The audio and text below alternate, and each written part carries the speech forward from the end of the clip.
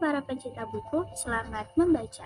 Salam kenal, saya Citra dan hari ini akan membahas buku berjudul The 10 Seconds on Your News Louder atau Cara untuk Tetap Tenang dan Berkesadaran di Tengah Dunia yang Serba Cepat oleh Haemin Sunim.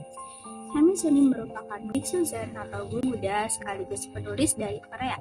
Ia lahir di Korea Selatan dan menempuh pendidikan di Amerika dan mengambil jurusan perfilman pada saat itu. Tetapi ia lebih tertarik pada dunia spiritual setelah ia menempuh pendidikan di Universitas Berkeley, Harvard, dan juga Princeton. Buku ini terbit pada tahun 2012 dan telah diterjemahkan ke berbagai bahasa di dunia, diantaranya Cina, Jepang, Thailand, Perancis, dan salah satunya Indonesia pada April 2020 kemarin oleh Gramedia.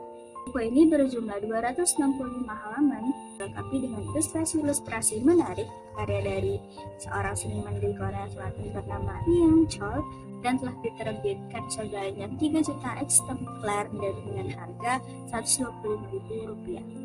Secara besar, buku ini berisi tentang pesan-pesan singkat serta pengalaman pribadi dari Haemin Sunim itu sendiri atau sang penulis yang diringkas menjadi 8 bab kehidupan. Apakah dunia memang terlalu sibuk atau hanya batin saya? Pertanyaan tersebut akan dibahas melalui 3 poin penting yang saya dapat setelah membaca buku dari Haemin Sunim ini. Yang pertama, pengalaman hidup seseorang bergantung pada kondisi batin seseorang yang menjalani. Banyak orang beranggapan bahwa batin dan juga dunia itu adalah hal yang tidak saling berkaitan, tetapi tidak sebenarnya begitu. Sebagai contoh, ketika seseorang bertanya, di mana batin kita berada, pasti sebagian orang akan menunjuk ke kepala maupun jantung. Tidak terlintas di pikiran mereka untuk menunjuk pohon maupun langit. Menurut ajaran Buddha, batas antara batin dan dunia luar begitu tipis dan sesungguhnya hanyalah sekedar ilusi.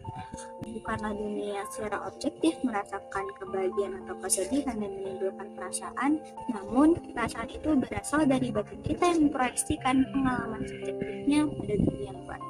Kita mengamati dunia luar hanya melihat sebagian kecil yang menarik bagi kita.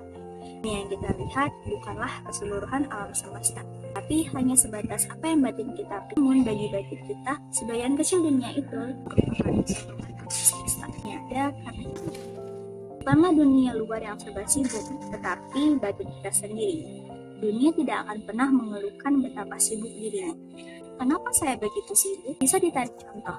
Jika saya ingin benar-benar istirahat, saya bisa saja menolak undangan untuk berkumpul bersama, tapi saya malah mengiyakannya yang membuat saya menjadi sibuk. Ada pepatah Buddhis mengatakan bahwa semua orang akan terlihat seperti Buddha di mata sang Buddha. Semua orang akan terlihat seperti batu di mata seekor babi. Kata-kata ini menunjukkan bahwa pengalaman hidup seseorang bergantung pada kondisi batin seseorang yang menjalaninya. Jika batin kita dipenuhi dengan kebahagiaan dan cinta kasih, maka dunia juga akan dipenuhi dengan kebahagiaan dan cinta kasih. Jika kita dipenuhi oleh pikiran negatif, maka dunia juga akan berubah. Jika batin kita beristirahat, dunia pun ikut beristirahat.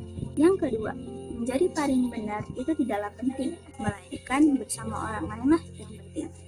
Perbedaan pendapat, pola pikir dan nilai merupakan hal yang awam saja, namun terkadang kita harus melewati waktu bersama orang-orang yang tidak sejalan dengan keyakinan kita. Berusaha meyakinkan orang lain untuk menerima pandangan kita merupakan hasil dari ego kita. Sekalipun kita yang benar, ego kita tidak akan dapat puaskan dan akan terus mencari argumen baru untuk dibahas. Menurut kitab Buddhis, The Treatise on the King of Pleasure Samadhi menyebutkan bahwa jangan mengharapkan orang lain mengikuti kemauan kita.